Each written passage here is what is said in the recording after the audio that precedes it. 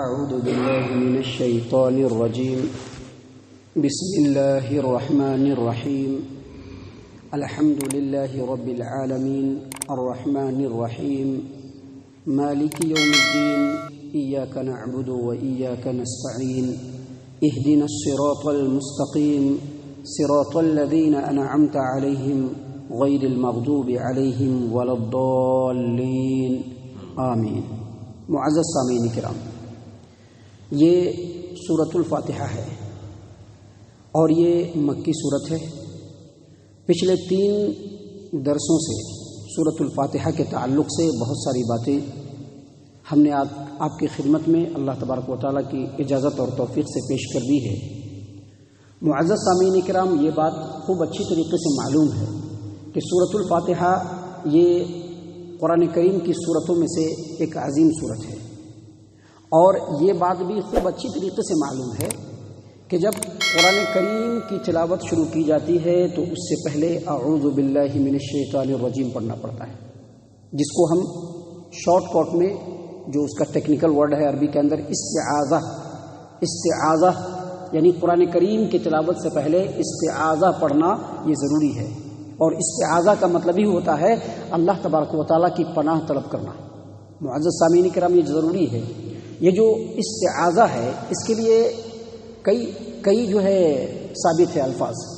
ایک یہ ہے کہ اعوذ باللہ من الشیطان الرجیم، دوسرا یہ ہے کہ اعوذ باللہ السمیع العلیم من الشیطان الرجیم من حمزہ ونفخہ ونفثہ، تیسرا یہ ہے کہ اللہم انی اعوذ بک من الشیطان الرجیم حمزہ ونفخہ ونفثہ وغیرہ ذالک۔ معزز سامعین کرام، یہ جو استعاذہ ہے اعوذ باللہ من الشیطان الرجیم، یہ بہت ہی اہم ترین دعا ہے۔ اللہ تبارک و تعالیٰ نے اپنے کلام میں قرآن کریم میں اس کے بارے میں اپنے بندوں کو خصوصی رہنمائی کیا ہے اپنے بندوں کی۔ اللہ تبارک و تعالیٰ نے قرآن کریم سورۃ الاعراف آیت نمبر 199 and 200 اللہ تبارک و تعالیٰ نے فرمایا، خذ العفو وامر بالعرف واعرض عن الجاہلین واما ينزغنك من الشیطان نزغ فاستعذ باللہ انہ سمیع علیم۔ اللہ تبارک و تعالیٰ نے فرمایا کہ دیکھو میرے بندو، عفو درگزر کو ہمیشہ اختیار کیے رکھو۔ خذ العفو وامر بالعرف، اور لوگوں کو نیکی کے بارے میں ہمیشہ بتلاتے رہو۔ واعرض عن الجاہلین، اور جو جاہل اور نادان قسم کے لوگ ہیں ان سے ہمیشہ کنارہ کشی اختیار کر کے رکھے رہو۔ وَإِمَّا يَنزَغَنَّكَ مِنَ الشَّيْطَانِ نَزْغٌ فَاسْتَعِذْ بِاللَّهِ إِنَّهُ سَمِيعٌ عَلِيمٌ، اور جب شیطان کی طرف سے کوئی وسوسہ تم کو ابھارے تو اس وقت فاستعذ باللہ، اللہ تبارک و تعالیٰ کی پناہ طلب کرو، بے شک وہ سننے والا اور جاننے والا ہے۔ سامعین کرام، یہ ایک جگہ پہ اللہ تبارک و تعالیٰ نے بیان فرمایا۔ دوسری جگہ پہ اللہ تبارک و تعالیٰ نے قرآن کریم کے اندر سورۃ المومنون آیت نمبر 96، 97، 98 اللہ تبارک و تعالیٰ نے بیان فرمایا، ادفع باللتی ہی احسن السیئہ ونحن اعلم بما یصفون وقل رب اعوذ بک من ہمزات الشیاطین واعوذ بک رب ان یحضرون۔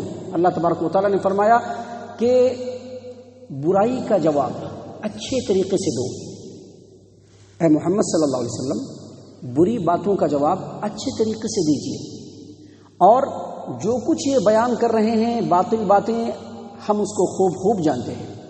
وقل رب اعوذ بک من ہمزات الشیاطین، اور اے محمد صلی اللہ علیہ وسلم آپ کہیے کہ ہم شیطان کے وسوسوں سے اے اللہ تیری پناہ طلب کرتے ہیں، اور اللہ تبارک و تعالیٰ اس بات سے بھی تیری پناہ طلب کرتے ہیں وَأَعُوذُ بِكَ رَبِّ أَن يَحْضُرُونَ، کہ شیطان میرے پاس آئے۔ معزز سامعین کرام، یہ دوسری جگہ ہے۔ اور تیسری جگہ پہ اللہ تبارک و تعالیٰ نے سورہ حامیم سجدہ آیت نمبر 34، 35، 36 اللہ تبارک و تعالیٰ نے بیان فرمایا کہ ادفع باللتی ہی احسن فاذا الذی بینک وبینہ عداوۃ کأنہ ولی حمیم وما یلقاها الا الذین صبروا وما یلقاها الا ذو حظ عظیم واما ینزغنک من الشیطان نزغ فاستعذ باللہ انہ هو السمیع العلیم۔ اللہ تبارک و تعالیٰ نے فرمایا کہ برائی کا جواب اچھے انداز میں دیجیے۔ اگر آپ ایسا کریں گے تو جو آپ کا دشمن تھا وہ آپ کا گرم جوش اور بہترین دوست بن جائے گا۔ ادفع باللتی ہی احسن فاذا الذی بینک وبینہ عداوۃ کأنہ ولی حمیم، برائی کا جواب اچھائی سے دیجیے۔ اگر آپ ایسا کریں گے تو آپ کا دشمن گرم جوش دوست بن جائے گا. اور اس کے بعد اللہ تبارک و تعالیٰ نے فرمایا کہ وما یلقاها الا الذین صبروا، یہ ہر کسی کے بس کی بات نہیں ہے، یہ انہی لوگوں کے بس کی بات ہے جو صبر کرنے والے ہیں. وما یلقاها الا ذو حظ عظیم، اور یہ انہی لوگوں کے بس کی بات ہے جس کو اللہ تبارک و تعالیٰ نے بڑا نصیب والا بنایا ہے.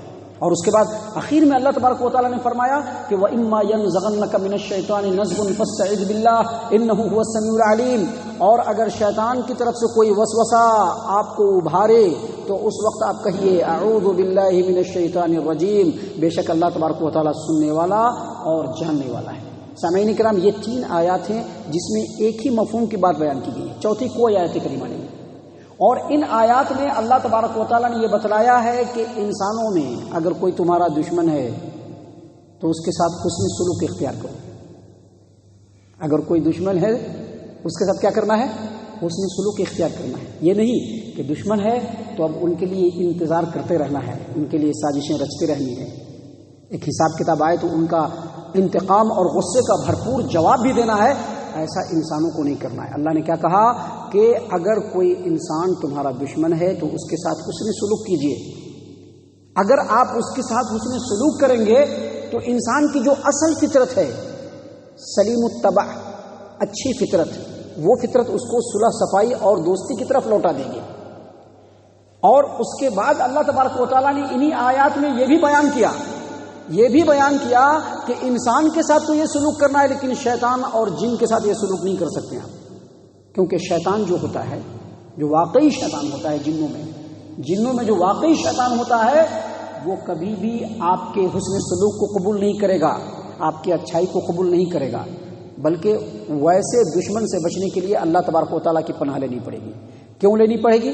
پہلی بات یہ کہ انسان جو ہوتا ہے وہ سامنے سے دکھ جاتا ہے. ایک انسان چاہے اپنی فطرت کو لاکھ چھپائے، کہیں نہ کہیں پر اس کی جو اصل فطرت ہوتی ہے وہ سامنے آ جاتی ہے، اور انسان سمجھ جاتا ہے کہ یہ ہمارا بڑا خطرناک دشمن ہے، اور انسان اس سے بچاؤ کے لیے بہت سارے طریقے اختیار کر لیتا ہے. لیکن جنات جو ہوتے ہیں، شیطان جو ہوتے ہیں، وہ انسانوں کو دکھتے نہیں ہیں. انہ یراکم هو وقبیلہ من حیث لا ترونہ، وہ ایسے جماعت میں سے ہے کہ تم اس کو نہیں دیکھ سکتے لیکن وہ تم کو دیکھ رہا ہے.